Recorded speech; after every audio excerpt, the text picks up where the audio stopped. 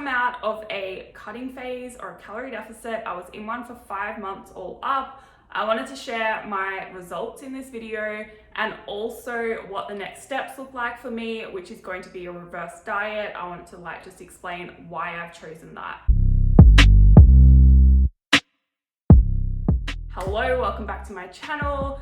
My name is Jody and I help you change your beliefs so you can change your body, your health, and your life. As you can see, we have a bit of a different setup for this video. I have actually moved apartments and I'm still figuring out where I want to do videos. So at the moment, we're just going where the lighting is good and where I was kind of already set up. Yeah, we're gonna get straight into it. I know I did a cut update a few videos ago, but this one, I just wanted to show the final result. So here they are. As you can see, the first photo is at the end of my bulk, which was October 2021. And then this photo, the recent one, is from now, basically. So March 2022, all up, it took 5 months and I lost 4 kilograms. The first photo, the end of my bulk, I was weighing in at 63.6 and then my weight actually went up to 63.9, even though I had started my deficit. That happened in like the first week or two. So we'll say it was around 63.6. And then now I'm actually weighing 59.4. So we'll just say I lost 4 kilograms and yeah, it took 5 months all up, which is a long time, right? But I'm not special. Things don't happen faster for me. And if you want to target fat loss and not just weight loss, which is what I was hoping for, it's going to take a long time. Like, it's a slow process physiologically. You can't do anything about it. And the good thing about aiming for fat loss is it actually lasts. That is if you do everything right following your dieting phase, which is why I want to talk about my reverse diet and why I'm doing that. Now, another reason my cut took a while as well is because I had diet breaks in between the deficit days. Not a lot of them, but just enough to keep me moving in the right direction and to help me mentally, especially. Now, if you don't know what a diet break is, it's basically where you bring your calories back up to maintenance for either usually around 3 days to 7 days. I am someone that is super disciplined, so I actually need diet breaks because I stick to the plan no matter what day of the week it is, no matter what social event I have on, I make it work.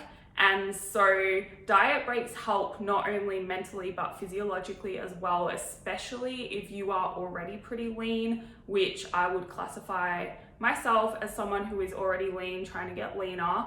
And yeah, so if you are someone that is always going off track on the weekend or you have quite a bit of body fat to lose, then diet breaks are much less important and maybe you could achieve results faster than what I did. Just remember, everybody is different and everybody responds differently to the process. So don't go comparing time frames or weight loss in that time frame, all of that. Like, the more you can get the time frame out of your head, the better your results are going to be. I just share this for interest's sake to see what could be possible for you, but everyone's results are going to be different at the end of the day. Now, I was actually talking to a client about this after I posted these on my Instagram, and I almost didn't post them on my Instagram because I was like, I don't see the biggest difference. And I feel like in that long a time, like 5 months, you would expect a much bigger difference. But what you have to understand is once you get to being advanced, which is what I am, and once you are already pretty lean, trying to get leaner, it just takes even longer than what you thought possible. And what you have to remember as well is photos don't show everything. Like, I feel leaner than what my photos kind of show, and that's what matters at the end of the day. Usually, how you feel is going to come before what you see in the photos. And then there's also the fact that just photos don't show everything. Yes, they are an important tool to look at, to measure your progress, but they're only one part of the story. And how you feel, how your clothes are fitting, how you see yourself in the mirror, that is also a part of the story, and in my opinion, far more important. If you are feeling leaner and you feel like your photos don't show that, ignore the photos and focus on how you're feeling. The other thing you have to remember with these transformation photos, mine are not edited, okay? So the difference isn't going to be as extreme.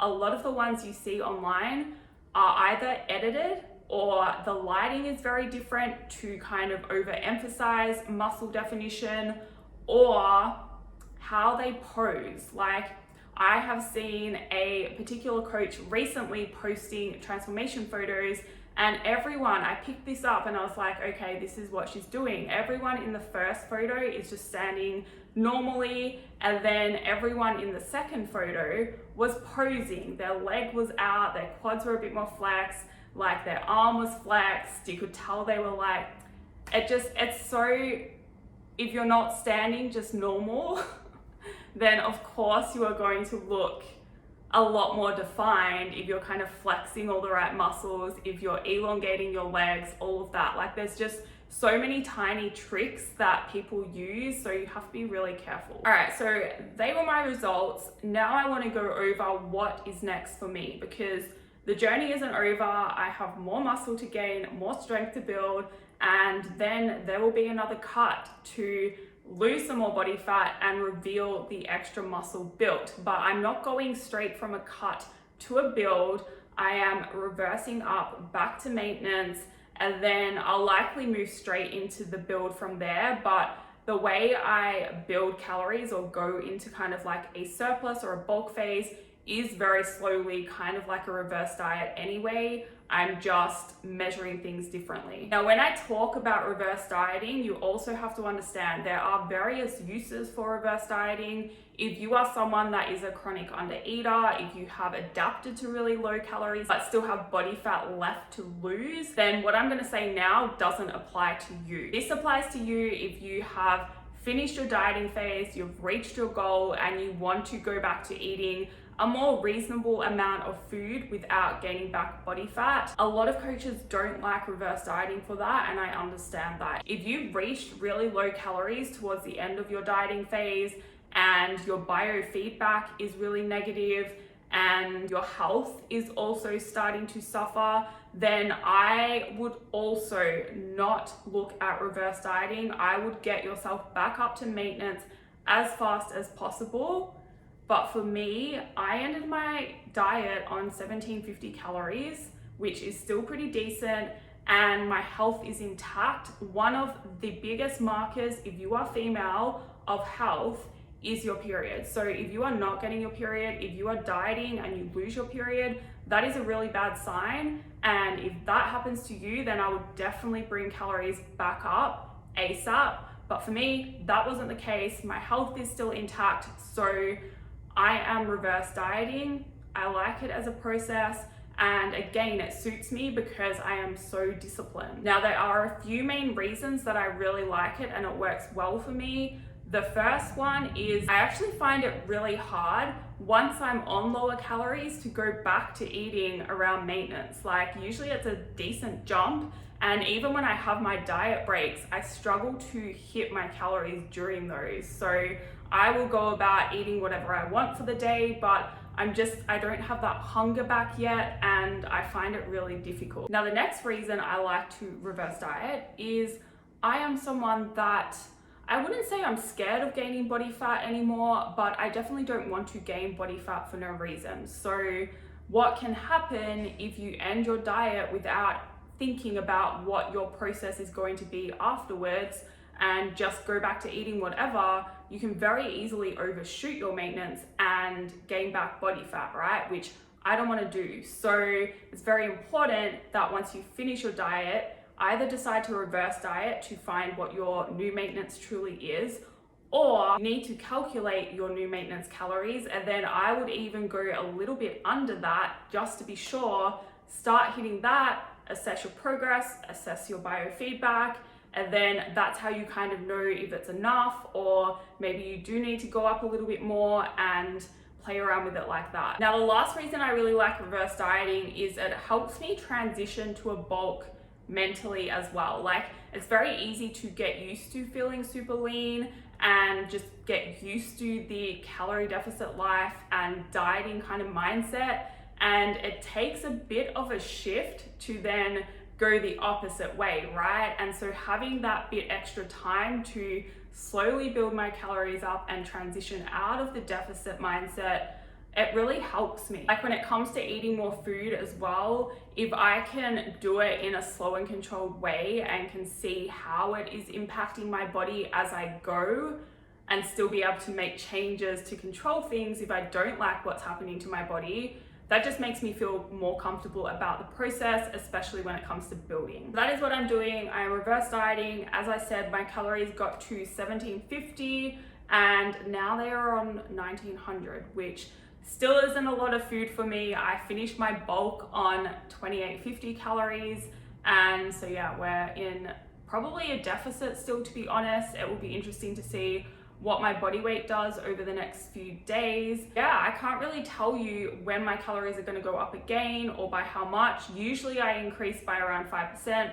Obviously, that's what my coach does too. I am working with a coach. I'm not doing this by myself because I love someone else telling me what to do and keeping me accountable. The reason I can't tell you how long I'm gonna be on these calories for is because neither of us know yet. You have to remember, your body is dynamic, your life is dynamic, things happen unexpectedly, and even if they don't, like, you never quite know how your body is going to respond. You have to be really open-minded with the time frame of things and always be willing to adjust and adapt. Whenever you are taking advice from generalized videos like this one, like anything you see online, even my website articles, you have to remember they are general. Always have to look at how your particular body is responding and then adjust according to your progress and your biofeedback. That is how you're going to get the best results. There's a science and there's an art to coaching, right? And I can teach you the science easily, that is what I do. But when it comes to the art of dealing with a human body, that is something that is really hard to teach. It comes from experience and working with lots of different bodies. It's not like I'm trying to hide anything from you. It is just saying it as it is. You really have to learn how to assess things for yourself and start to listen to your body, not your head, right? And this is the key as well, because your head will get in the way. It will start to play games with you. That is normal. And you have to not listen to that, but listen to your actual body instead. Or get help at the end of the day. Like, I have spent so many hours, so many dollars investing in courses and coaching and mentors to get the knowledge that I have now, and then so many hours coaching to get the experience I have. So it's kind of like, how can you expect to know exactly what you need to do? Like, you don't, like, you're not going to all the time. So that's where you really have to have that mindset that, okay, I'm just going to try things, I'm going to experiment, see how I go, and keep adjusting. That is all for this video. Thank you for watching. If you have questions, feel free to email me. If you'd like to see more, hit subscribe, hit the like button. And if that is the case, I will see you in the next video.